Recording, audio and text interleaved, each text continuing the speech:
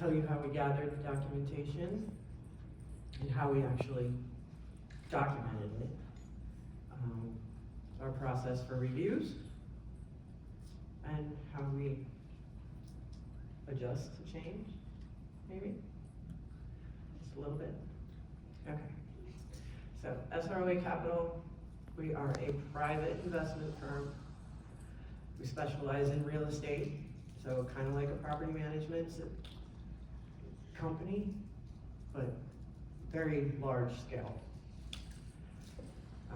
We have over 700 properties that we own now. They're all storage rental properties. Storage from self-storage units to alternative infrastructure, meaning what? Cell towers, solar panels, billboards, oil wells. That's how we make our money. We have private investors, and we rent everything out to tenants. I missed a couple business units, and I hope that they don't hold that against me. Like legal, oops, HR, our IT support team, they're not on there. Whoopsie. But our main business units that we deal with, at least for this project, are operations, customer service, accounting, revenue management, marketing, training and development. And then we have our tech team. That's what our product team is part of. And that consists of our PMO, product, user experience and design, database and architecture, back end, front end, and quality assurance, our wonderful testers. So, what is this project that we are taking on, or that we're in the middle of, closing in on an end? Why are we doing it? Well, the current application is just not cutting it. It's slow, it's archaic. When I say archaic, it's Windows Forms. Fun. So we're in need of an evolving application. And it's very expensive, extremely expensive to maintain, and to have them do changes for us, it's almost impossible. So what we're gonna build is a custom solution, which we're about halfway done. We need something that's going to be seamlessly working with our operations, allow us to service tenants, take money, move them in, move them out, constantly going. And we need an application that our property managers will actually use. They do a lot of roundabouts today.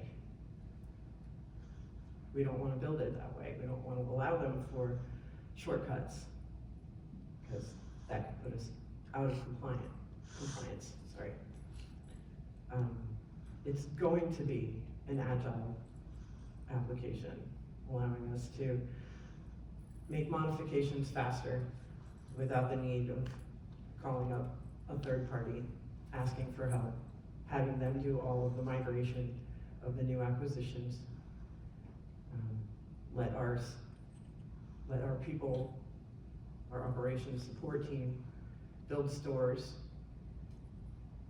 and have those stores accessible for tenant move-ins, move-outs, and all of that. So, MVP. Everybody knows what an MVP is, yes? Yes? Okay. Minimal viable product. How many of you allow for an MVP scope to change? Okay, good, because we know it always does. Always. maybe to no fault of our own. And then sometimes, development team can't figure something out. Well, let's just cut it.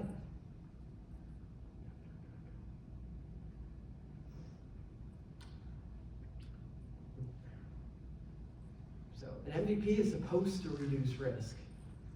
Sometimes it introduces some because of the developers not being able to get to the end game. Get that one done. What happened? Where'd that requirement go? Oh, we couldn't do it. So I didn't do it. I hear that sometimes.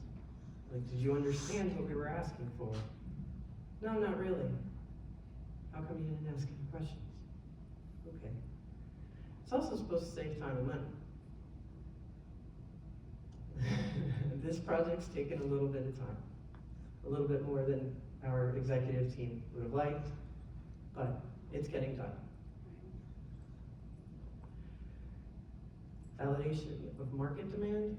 Yes, we are trying to get it to a point where we can do what everybody in the market would need. Right? Retail and storage, rental. It's an odd market, very odd, because it does have compliance. Every state has different compliance laws, rental laws. There are acts in every lease. Every lease is different for every state. So, yeah, back to our MVP. It's supposed to be able to reveal and enable for early feedback. If they see something in the MVP, don't like it, okay, how can we fix this and how can we fix it fast? So, core functionality, targeted users, quick build, measurable impact, and improvements, continuous improvements are all key elements of the MVP.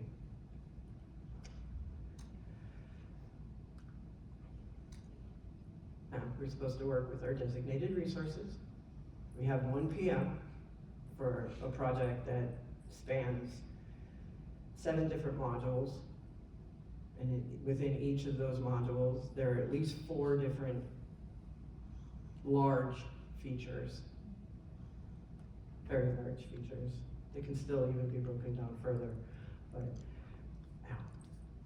our PM, he tries to maintain the timeline, maintain the budget, keep everybody in line, and manage risk.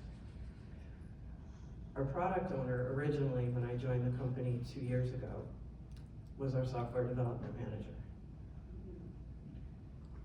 In the last 3 months, I was named product owner. And I said, oh, thanks. Now you put a big target on my back. Because of the way that it was run previously. But, okay, I'll take it. I know most of the answers because what they're developing now, what we're showing the business, everything is not to the T to my requirements, but I understand the requirement enough to field the questions and understand the changes that are being asked for. And then we have our stakeholders. So we've got our stakeholders that give us business objectives, they give us reasons behind all the requirements, right? They have to give us a justification.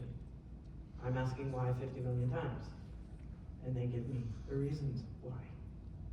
So there is no, we can't do that, or no, we have to wait on that. No, we need that to be in compliance and make sure that we follow all the rules and don't continue on in the existing way that we're doing it now, because we have found that, yes, with the current software, we are a little bit out of compliance, which leaves us open to litigation and, yeah, lots of liabilities there. So now Alice is going to tell you how we do what we do. All right, thank you, Jill. Okay, so as VAs, where exactly do we start? typically, we usually review any previous documentation that we had, anything that were handed to us as far as understanding the project better. One of the next steps is to build a plan. These also takes in consideration building a plan after our gap analysis. We also make sure that we work on our work breakdown structure. I don't know if any of you guys do this.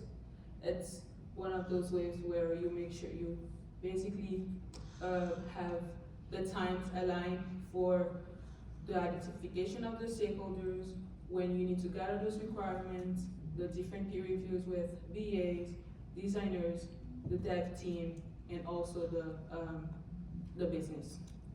So after doing that, we get our initial questions ready. What works personally for me is the 5 whys method, by asking 5 whys, literally until you get to the root of the problem. And well, you guys know about ChatGPT, so you can literally try to get some questions ready about the project that you'll be working on. You could go to the next slide. All right.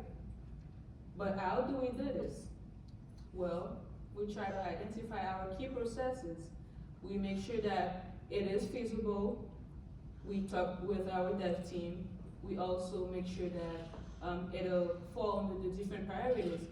Can this be a must-have? Can this be a nice-to-have or a should-have? We also try to create the different process flows, and I'll show you guys in a minute an actual real current state and a future state of our process flow and how do we do it. And we make sure that we document this clearly. Anybody here is familiar with BRD or PRD? Okay, well, I guess we're gonna do it today. Okay. All right, so this is an actual example of the current flow for collection payment via the mail received at the store. This is a current state process flow, and when I get to the future state, you'll see the actual difference. But at first, it starts with the property manager receiving a check in the mail at the store. The next step is that they need to take a picture of that check and the stub from the IC system. Then from there, they need to email it to the accounting department. So from here you can see all the different manual steps that they need to do. Then after that, they need to fill out another separate deposit slip for the collection of payment and to deposit that check at the bank. Once it is deposited at the bank, then accounting needs to take those information from the email and impute it into their accounting system. Then here, we can see the manual process of the accounting department. They need to create a manual ledger entry for the collection of the amount received. Then once that is done, the entries for loss and fees are added to the Yardi system. This is the system that accounting uses at SRA. And then after that, they need to verify the deposited check via bank and make sure that they compare those data. So if you are following from the start to finish, you could see how it has a lot of manual steps. Pictures taken, sending emails to accounting, deposit check at the bank. Now let's take a quick look at the future state. Right here. So this is the future flow for the collection of the payment. It still starts by the property manager receiving the check at the mail. And the next step is that they can navigate to the tenant rental record based on the information that they receive from the collection agency. Then after that, they need to go and make a payment for this tenant rental record. Once that is done, from the system, they need to select the transaction type, which will be collection. So right here, you can tell that they're just clicking. There's less manual process. Then once that is done, the system will definitely prompt them for the check number and the amount that they need to enter those details. Once those details are entered by the property manager, then the system will prompt the user for upload for the entire document. So literally to just upload the picture that they took. And after that, the system will create the transaction on the back end and it'll save those informations. And we will have a quick note added in the system. Once that is done, then it is basically ready for reporting for accounting. So here you can see the difference. The first step was purely manual, and here the system is actually doing the work. Let's go to the next slide.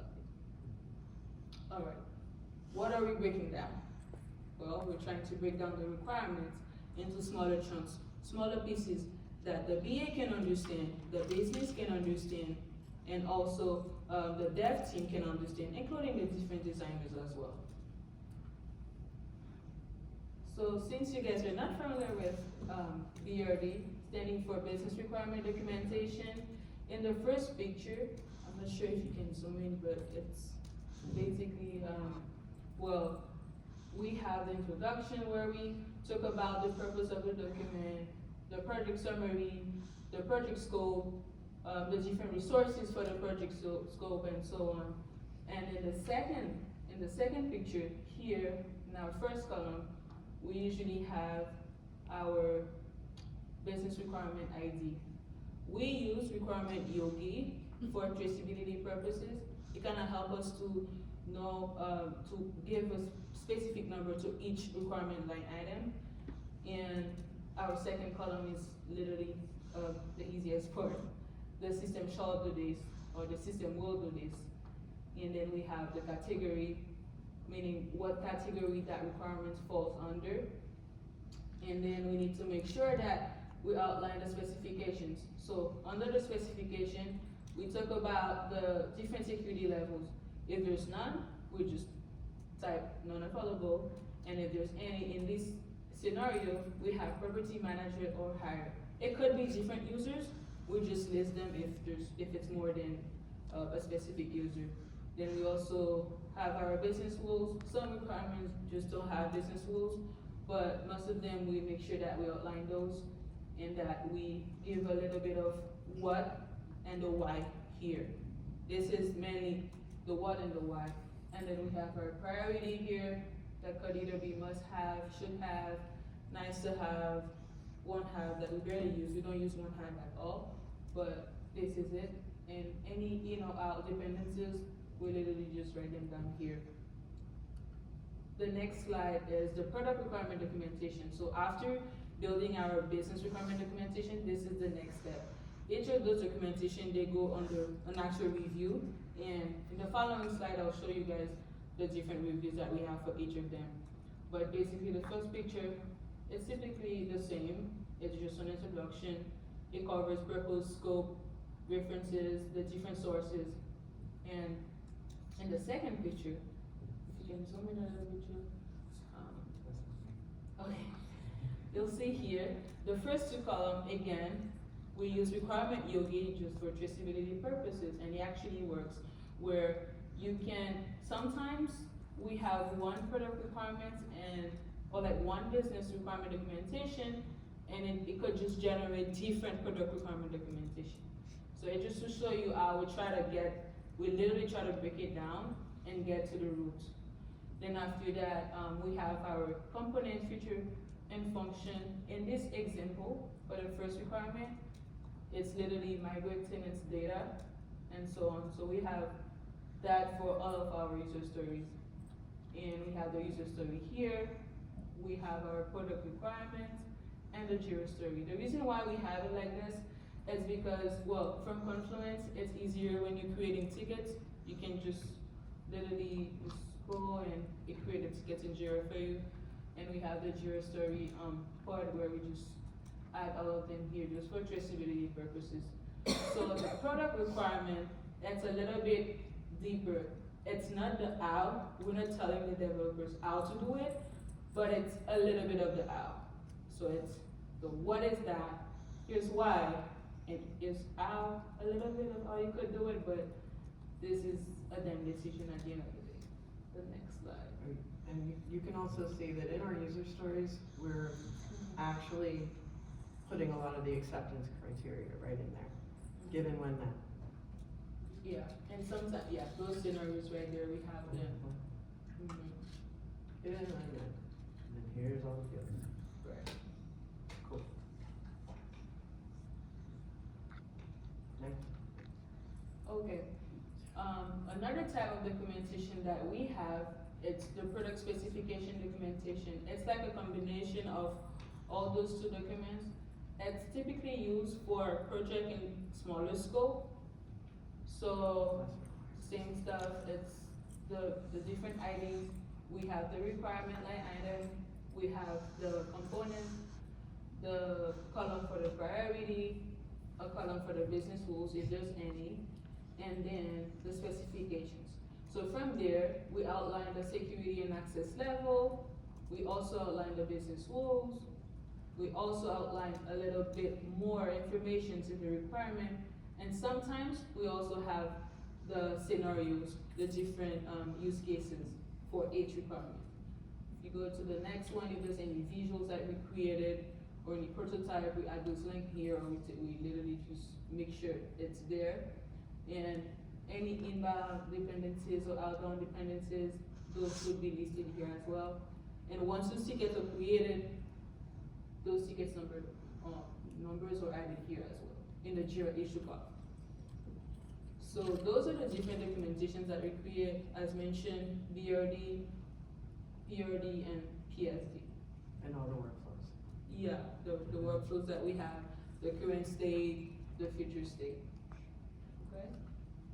Alright, we have review, and review. So after creating all of those documentations, we make sure that we actually review them. And the peer review, it's one of those informal review that we do with our fellow BAs. We review with the devs team. We actually schedule meetings to review with the designer. And this is good because it helps us to not only know our teammates better, but we collaborate a little bit more. And from there, we can catch on any early mistakes, any scope creep that we may have, any misunderstanding. We make sure that we outline those because it'll help us to have a more refined documentation for our formal review, which is what we'll be reviewing with the business. Okay, so here in the formal reviews, as mentioned, it's typically our main stakeholders from the business side, and this is a meeting that we typically have to make sure that what they ask for is what we have on that documentation, that it makes sense, that it is in alignment with the business goals. That's what they actually wanted. Then once that is done, we usually send them those documentation for sign-offs. And well, in Confluence, you could either approve it or you can comment at the bottom of the page, and they also have like a signature option where people can manually sign. So that's really cool. So all of these help us to actually reduce the risk of late stage changes in a scope creep. Oh, I wanted this, but I don't have it. Well, you already signed, I'm sorry. No, we. No such. That's what you want. That's what we want to say. That's what we all want to say. Yeah, Right? it's in the back of my head. Yeah. All right, so after the reviews are done, we pretty much hand the requirements over to our design team. Most of the time, we get wireframes from them, or we work with them on some of the flows while we're creating the documents, but once it's formally signed off, they get full reign on these requirements, and they do some pretty cool stuff. They create lo-fi images, hi-fi images, and we've got one designer, that he goes nuts and he creates prototypes based off of the instruction that we give in our requirements. Now, once they're done with certain tickets, it gets handed over to the validator, and the validator is actually part of our QA team. And they will go and rip the requirements and the design apart and tell you where everything is missing, where everything is possibly, oh no, Jill wrote this, it's supposed to be in the top right corner and you put it left bottom, why? I'm like, what does it matter? I'll change the requirement as long as the element's there. It's technically a pass for me.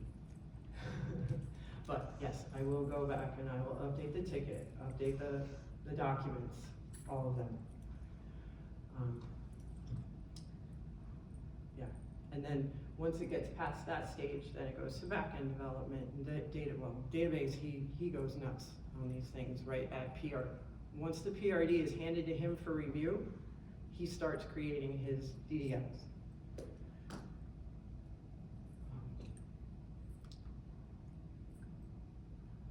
After it gets past the validation stage from quality assurance, we then go and hand it to the stakeholders. Most of the time, it's the designer walking through the process. I don't do it. They take real pride in their work, and they love to demo to these people. I make sure I'm on those meetings so that I can take all the feedback, figure out, are they asking a question on something that isn't yet developed, and I already took the requirement for that? Like, I have to warn them, it's okay, it's coming. Or, did I miss that one? So, we create more tickets. I don't update the documents. What I do is I link it to the ticket that was originally used to create, and just add it as, hey, this is dependent on, let's go. Then we have release demos. So our developers work in sprints. We tried 2 weeks, that wasn't enough time for them. We're at monthly releases, which to me is a little bit too long. We may have wanted to probably do 3 weeks, but they do it monthly. Those are very long meetings. Those developers, they are very proud of their work, and they love to show it off. Even the back-end guys. They're like, look, and you have this schema, this API schema on the screen, and it's like, I know what it's doing. I don't think my sponsor knows what it's doing, or I don't know if she actually cares. But we give everybody their time. By a long meeting, she means 2 hours, and sometimes 2.5. Well, yeah, they're scheduled for an hour and a half. Yeah. Never in the 2 years I've been here has that hour and a half actually helped. But they do like to show off their work.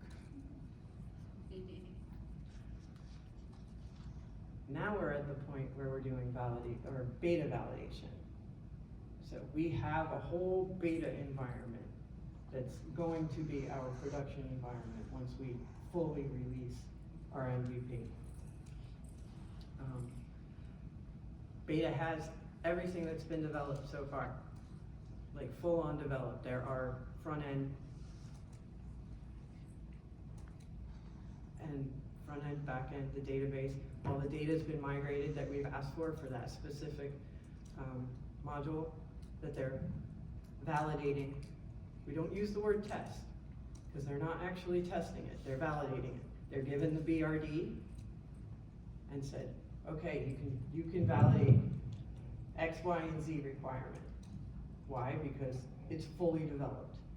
Okay. Because otherwise, if we don't tell them which ones they can look at, they'll be clicking on things that don't work.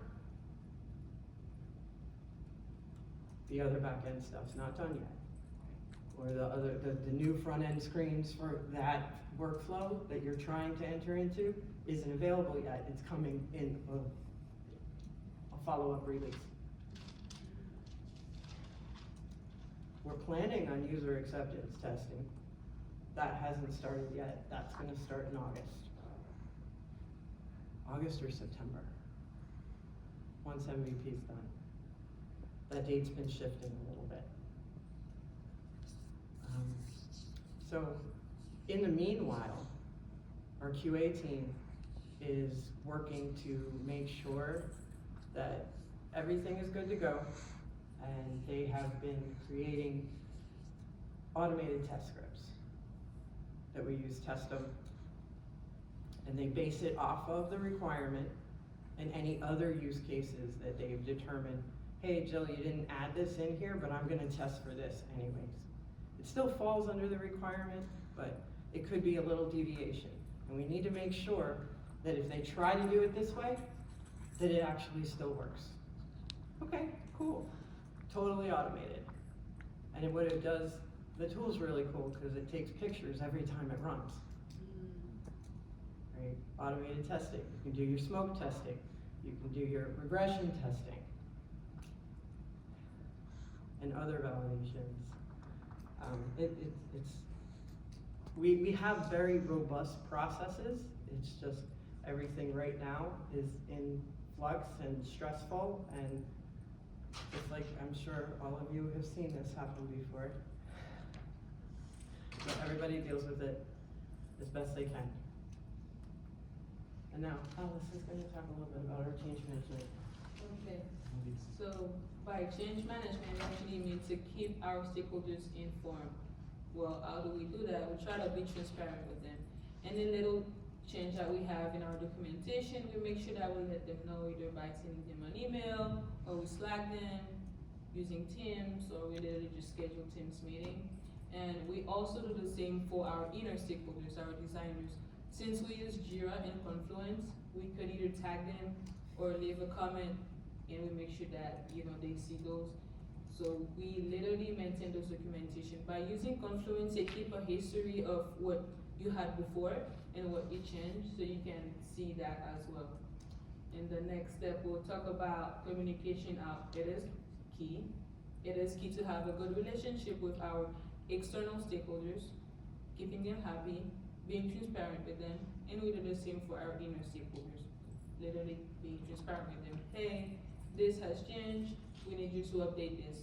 Or our design had changed, we also update the documentation, literally by letting them know that in our different meetings, we make sure that we schedule this meeting on a weekly basis or bi-weekly. It really depends on what that change is about and their preference. We also run into the issue, well, it might not be an issue. We've been doing this for 2 years, right? Requirements have been gathered, but processes have changed in production. We've changed vendors.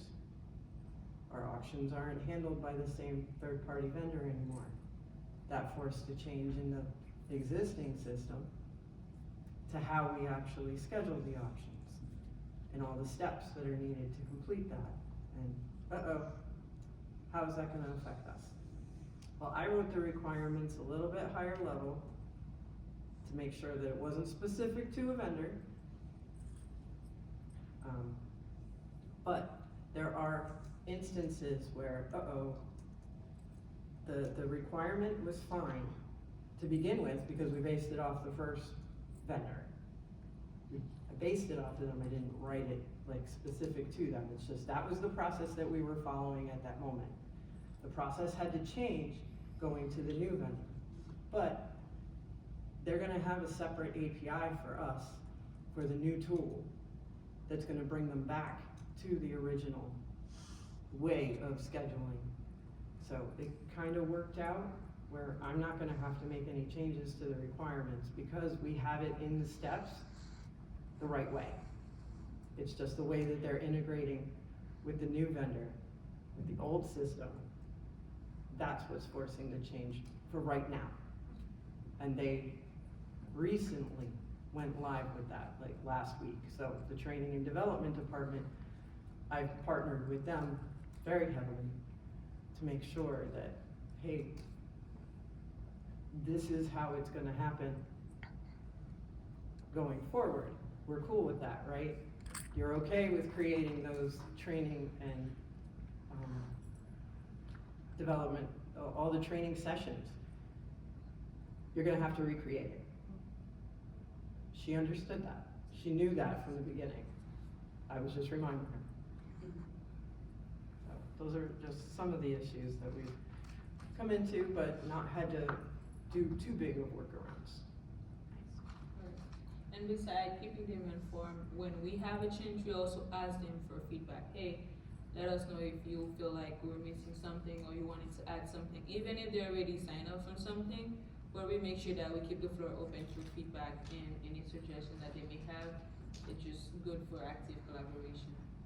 All right, well, That's it for us, guys. Thank you so much. We'll take questions or any comments you may have. I have a question. Go for You it. were talking about your reviews, review. Sounds like your project has been going on for a while. Yeah.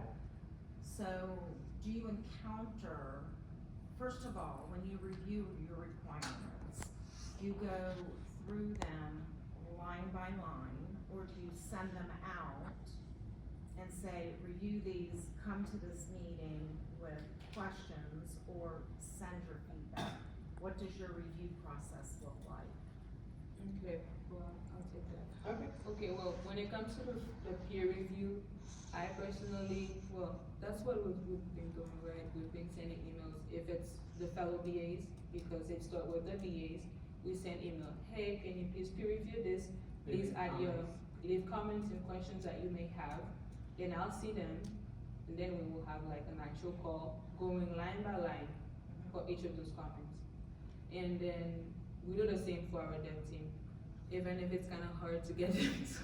Yeah, actually sometimes they read don't like to read it, Yeah. but we do force them into meetings Mhm. where we go requirement by requirement. Do you understand this? Do you have any questions? Do you have any comments? Do you believe that it's got enough information? What do you need? What, yeah. Because that's what do the you need? challenge, we have a project that's been going on multiple years now. We find when it's time to come to the design solution phase, they've not been engaged, they show up, Yeah, non-engaged, yeah, then they end up designing a solution because we have multiple solutions that have to come together to meet the business need. Yep. And we're crossing, you know, Yeah. it's like, what the, you know, yeah. and we'll even go to where we're reading it, like I'm talking to a kindergarten Right, class. let me read it out loud for you. Do you Yeah, so I understand? was just curious how you're dealing with that. We just do the best we can. Yeah, You know? okay. And then even in the groomings, Mhm. they're not as engaged as they should be. Some people are like, can you repeat that? I know right now you were doing something else. What are you- Right. Why? Right. Why are you not, you need to engage. And I do call people out in those Mhm. meetings. And say, Yeah. I'm not repeating what I've already told you 5 times. I shouldn't have to. But I don't want this to fail, so let's go over it again. Right. Here, let me pull up the workflow. Let me pull up the process. Do you need me? Is my English not great? Like, what Right. do I need to rewrite to get you to understand this? And do you find on a project that is multi-year, like this, that you're running into challenges because your requirements are getting stale? Sometimes. Which, by the time it gets to grooming, because they're, we have our groomings, we actually do a pre-grooming. So we work with the enterprise architect and the software development manager. She makes sure that everything is in line, right? That she understands it. But then there's sometimes, can you repeat that? Come on. Right. And we have the challenge where we're very immature, I would say, to the agile world still. We wanna believe we're not, but we are. Right. And so you can show them the reality that your requirement is stale and you need to go back. Yeah. And freshen it up, but they don't want to take the time or the expense to do that. They're willing to take the risk and then they end up paying dearly. They for do. it later. But the one thing I will say that you mentioned that I really appreciated was you have that piece where it's in design and they're mocking it up, for a lack of better words, and your QA person is validating that. That's a step I haven't really heard anyone talk about before, and I think that's Yeah. interesting. Our QA folks are actually on all of the formal reviews as well, at least one representing the Yeah. team. They need, they're always looking, they've got this mindset that, okay, how can I break this? What can I do to break it? Still, wait, I would be validating all of those fields. Do you have the types? Does Wayne know? Yeah, What they types? want it fixed up there, they don't want the nightmare delivered to them. Right. In the end, Right. it behooves them to Yeah. catch it now, so yeah, I thought that was really interesting. Yeah. Thank you. You're welcome. Any other questions? I agree. I think that was one of the most important, interesting pieces. I've never seen QA do a review before code gets laid down. So that was interesting. Yeah. Oh, okay, maybe that should be the way. It helps a lot to have, an embedded in, for us in our Scrum team, Yeah. a QA person, it's been super helpful. Yeah, that's awesome. We had one big Scrum team, and then they split that into 4 little squads, right? So they're all responsible for different aspects of the tool, of the package. Like, I really appreciated how I know a lot of these sessions are like the level is like all up here, and they talk about a lot, and it's a lot of concepts and a lot of thinking of here, where I don't think enough is focused on this. This is our bread and butter. This is our every single day. What how did you come to your documents? Yeah. Like did you have things in your documents that you liked and things that you didn't like, and you take out, you replaced it, because you want to see what other like-minded BAs what they are using, because a lot of the other sessions have nothing to do with your documents you're sending every day, your process that you're dealing with every day, and the people or the entire process that you went through it here. So I was really appreciative of that. Yeah. Since you're replacing a system that's been in place for what sounds like a while. 13 years, yeah. Yeah, are you constrained by users wanting the new one to look as much as possible to the old one? So they are very attached to their processes and what they expect certain clicks to do, and we are actively breaking them of those traits. But how do you balance, because I'm running into the same problem, and how do you balance needing to make changes to the software, but then will end up changing to an extent the process, which increase your change management? So it might not change the process itself, it's just a different way to get through it. That's the way that I'm framing it. Right, because a move-in is a move-in. Right. A payment, taking a payment is a payment. It's where you do it from, right? Right, It's so the clicking screens here, that you can hit. click there. Right, and again, partnered with the training and development team, they're going to build the full-on training program for this, for all of the users, by user, by persona. So, Have you engaged them throughout the process, have the users? so they are very attached to what they know they do. So, I personally, the deepest I've gone is to a district manager, right? Not to a property manager. They know what they do and why they do it. Okay. I'm not gonna open the door for that because they're not gonna understand why we're being asked to make the changes, right? And they could be very hesitant on saying, I can't learn a new I'm not technology savvy. So, to avoid that disturbance, we're kind of, for now, just for now, until at least the training is developed, we're gonna leave them out of it. They understand and they know that this is coming, so it's not coming out of the blue, promise. And these are all internal users, right? Yeah, they work at the stores. Right. Yeah, So but they are they're part of SROA. the SRA, yeah. Yeah, they are SROA people. I know for us, ours aren't like yours out in, stores or whatever. Yeah. Ours are within our home office Right. buildings.